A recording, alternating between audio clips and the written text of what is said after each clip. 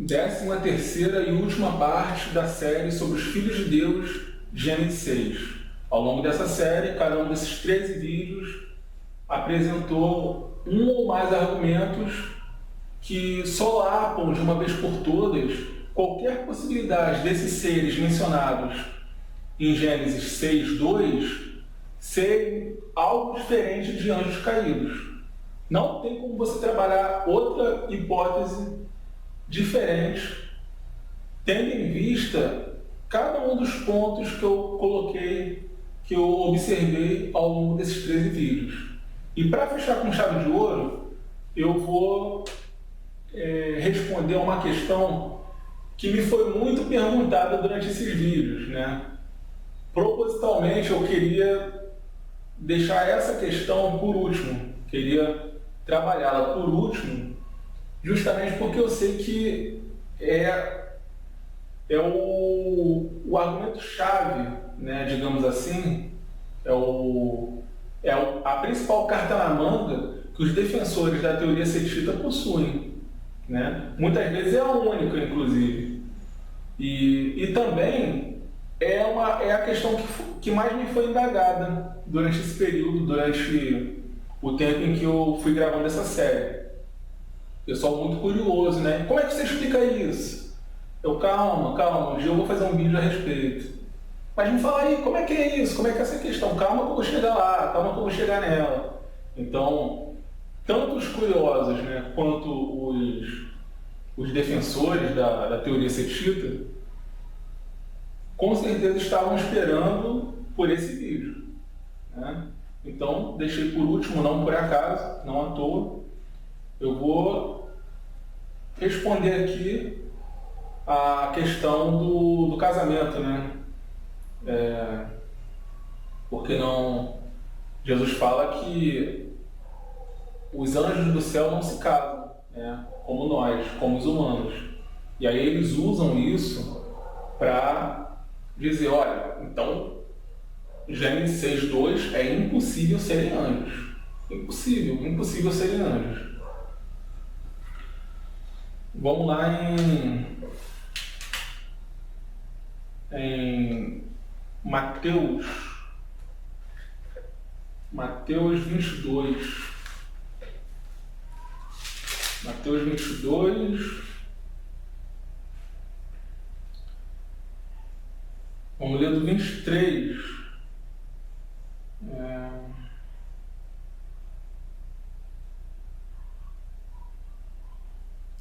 Do 23 ao 30, tá? Mateus 22, do 23 ao 30.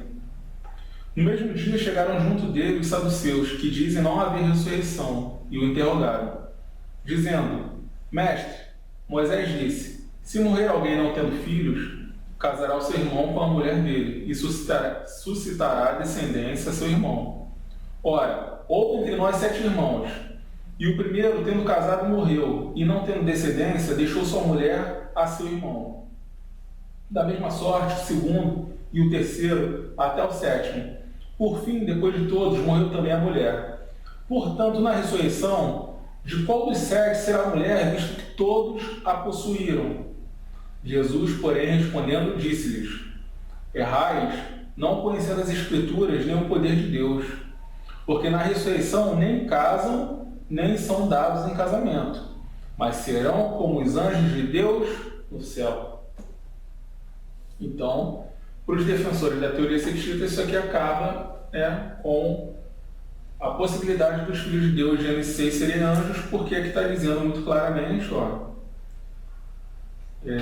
nem se casam, nem são dados em casamento, mas serão como os anjos de Deus no céu. Não somente isso. Se a gente for em Marcos 12,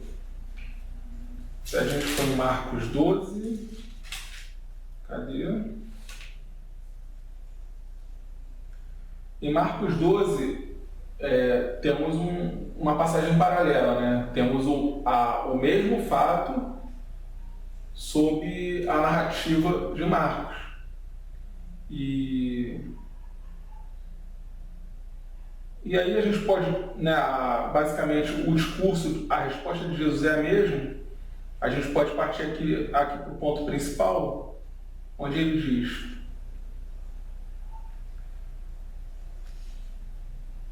porquanto, quando ressuscitarem dentre os mortos, nem casarão, nem se darão em casamento, mas serão como os anjos que estão nos céus.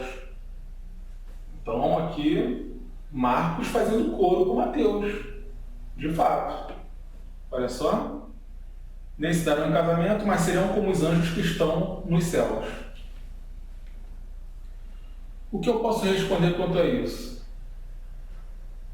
O que eu posso responder é o seguinte: passagens paralelas, trechos paralelos das Escrituras devem ser lidos lado a lado, não isoladamente. Porque as passagens paralelas, ou seja, quando você tem o mesmo fato repetido em livros distintos, o mesmo fato repetido em livros distintos, o que você tem são diferentes versões que se complementam, não que se contradizem, diferentes versões que se complementam de um mesmo fato.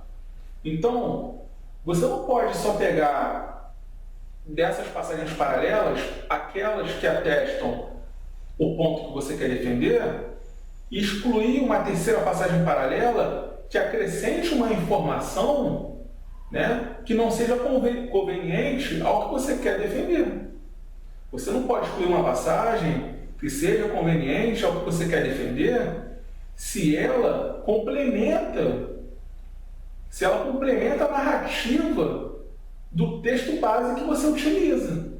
Se você utiliza um texto base para defender uma determinada ideia, um determinado conceito, e esse texto base possui trechos paralelos, onde o mesmo fato é narrado por uma ótica diferente, apresentando dados que complementem, que façam, que levem você a compor toda uma narrativa com base em ambos os textos, você não pode simplesmente retirar aquele que melhor lhe aprouver, né, que melhor lhe fala aos ouvidos, e desprezar o outro, porque são complementares. Passagens paralelas nas Escrituras são complementares. Elas estão ali para uma complementar a outra. Foi assim que o Espírito Santo agiu. Foi assim que o Espírito Santo usou esses homens, para que a narrativa de um complementasse a do outro. Não para que você tome apenas aquelas que lhes são mais cômodas, né? Aquelas que lhes são mais cômodas. Então, ok, Marcos, deixa eu separar aqui o Mateus 22 de novo. Então, Mateus 22, 30 diz: nem se casam, nem são dados em casamento, mas serão como os anjos de Deus no céu. Marcos 12, 25, né? Diz: nem casarão, nem se darão em casamento, mas serão como os anjos que estão nos céus. A questão é, temos Lucas 20. Temos Lucas 20. Lucas 20 também repete essa passagem. E por que os defensores da teoria cetita só gostam de ler Marcos e Mateus e esquecem de Lucas 20? Porque Lucas 20 não é lido. Defensores da teoria cetita. Mas deixa eu deixar claro uma coisa. Eu não preciso de Lucas 20 para refutar isso daqui. Tá? Lucas 20 é a última parte de terra no caixão. A última parte de terra sobre o caixão é Lucas 20. Mas eu não preciso de Lucas 20 para refutar isso daqui. Vocês precisam ler melhor o texto. É uma questão de leitura e, principalmente, de conhecimento acerca do que diz Judas 6. Do que diz lá em Judas, versículo 6. Se você ainda não assistiu a parte dessa série onde eu falei sobre Judas 6 e 2 Pedro 2, volta lá. Volta lá que ela vai ser importantíssima agora. Aí depois você retoma aqui esse vídeo.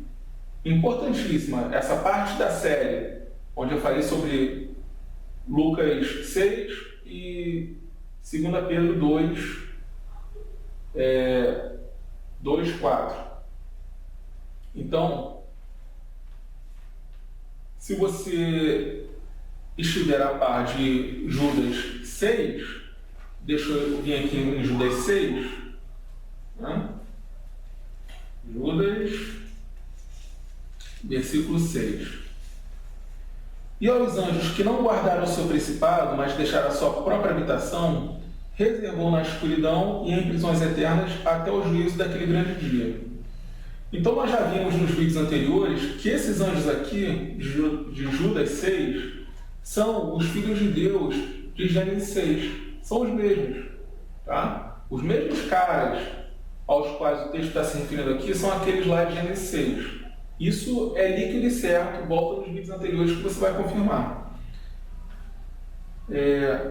Mas aí tem o seguinte, olha só.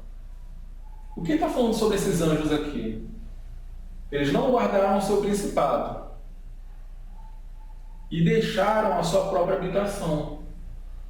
Não guardaram o seu principado e deixaram a sua própria habitação. O que é um principado? Principado é uma hierarquia, né? É uma patente hierárquica. Principado é uma patente hierárquica. E especificamente aqui, em se tratando de anjos, uma patente hierárquica angelical. Isso é um principado aqui nesse texto. Está dizendo que ele abandonou o seu principado, abandonou a sua patente. Abandonou, saiu, largou o exército ao qual ele defendia. Abandonou sua patente, abandonou seu principado. Não somente isso. Deixou a sua própria habitação, deixou o local onde ele morava. Deixou o local onde ele morava. Eu fico danado, sabe por quê? Muito defensor da teoria setita conhece isso daqui. E aí se faz de tapado, se faz de sonso. É isso que me mata de raiva. Os caras conhecem isso daqui.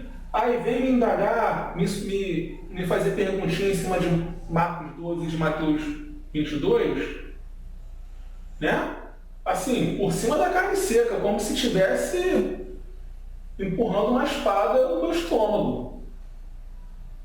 Mas ignorando completamente Judas, versículo 6, que está falando aqui sobre anjos que abandonam o seu principado, que não guardam o seu principado e que abandonam a sua morada, o lugar onde moram. Porque se você conhece isso daqui, você, defensor da teoria dos filhos de Sete, se você conhece isso daqui, quando você chega em Marcos 12 e lê, mas serão como os anjos que estão nos céus, fica claro que ele está se referindo aos anjos que estão nos céus. Os anjos que estão nos céus. E sabemos por Judas 6 que nem todos os anjos estão nos céus.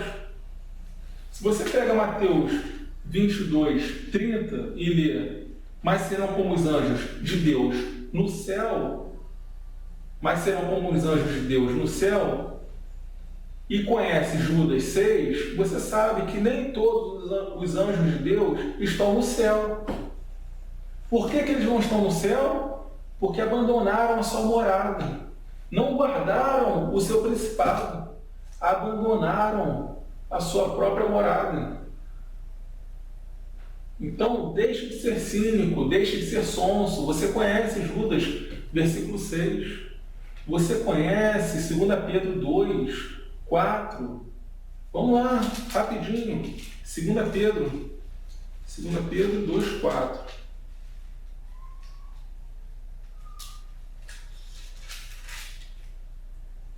Pedro 2,4, porque se Deus não perdoou aos anjos que pecaram, estamos falando de anjos que pecaram. Estamos falando de anjos que pecaram. Não são os anjos que estão nos céus. Ou você vai me dizer que existem anjos pecadores nos céus? Existem anjos pecadores nos céus?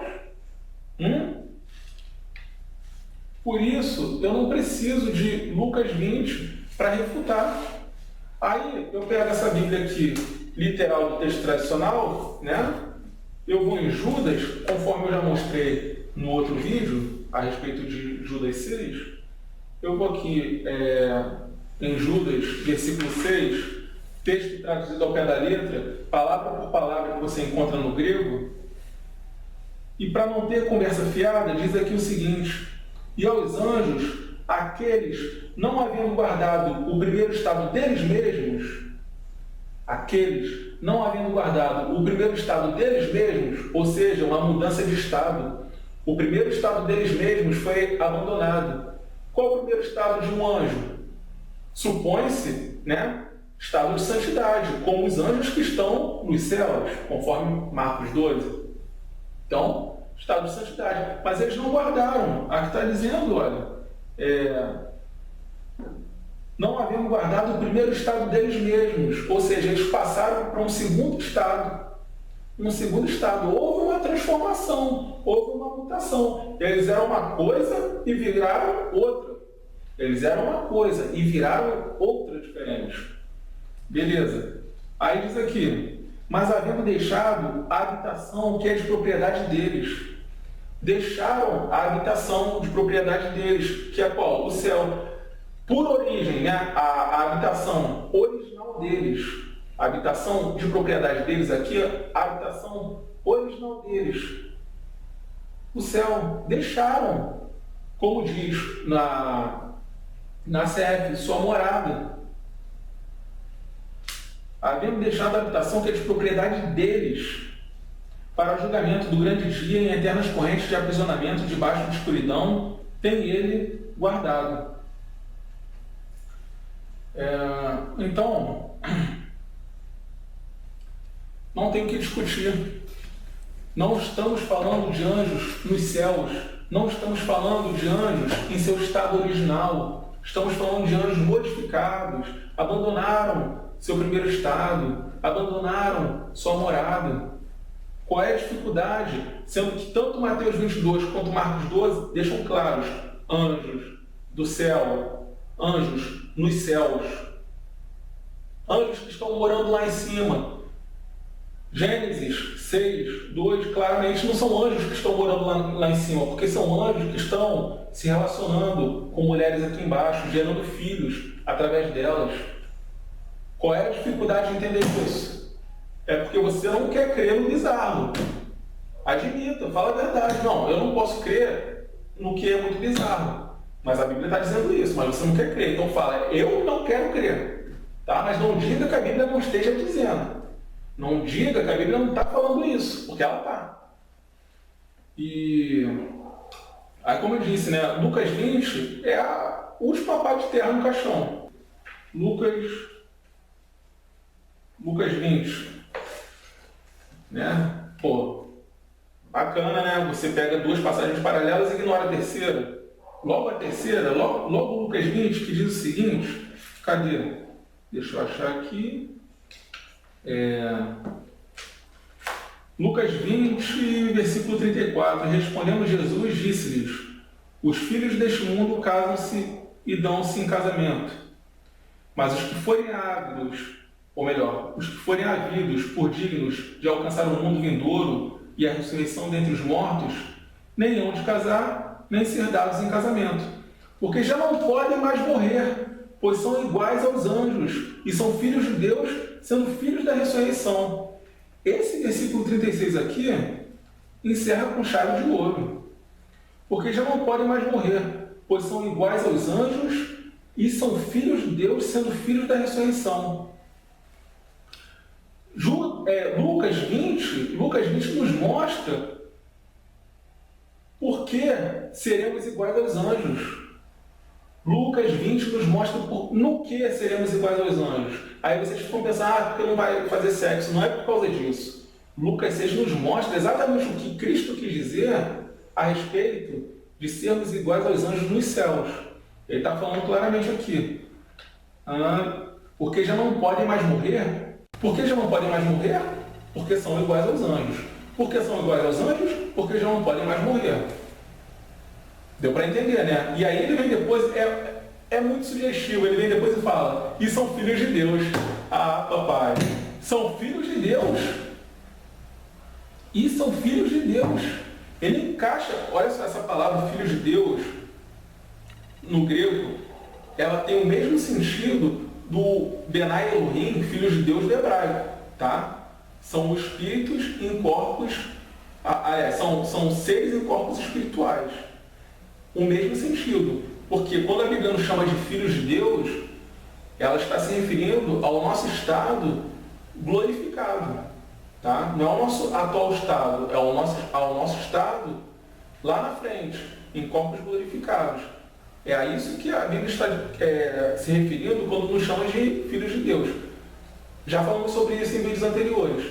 Então, claramente, ele fala, a mensagem, o recado é muito claro. Mas isso daqui é só para fechar de vez, entendeu? É só para fechar de vez o assunto. Marcos 12 e Mateus 22, ali, se você conhecer Judas 6, não tem problema nenhum. Essa, eu creio que seja a última parte dessa série. Espero ter respondido. Bom, se você não se convencer com esses 13 vídeos, então é muita má vontade, é muita desonestidade intelectual. Me desculpa, tá? O mínimo que você tem que fazer é assistir esses 13 vídeos, porque são, no mínimo, 13 argumentos que você vai encontrar. Eu acho que tem mais, porque teve vídeos aí que eu soltei mais de um. Mas, no mínimo, 13 argumentos muito fortes, totalmente amparados nas Sagradas Escrituras. Quem não quiser se dar conta disso, já não é mais problema meu, né? Brigue, lute contra as Sagradas Escrituras.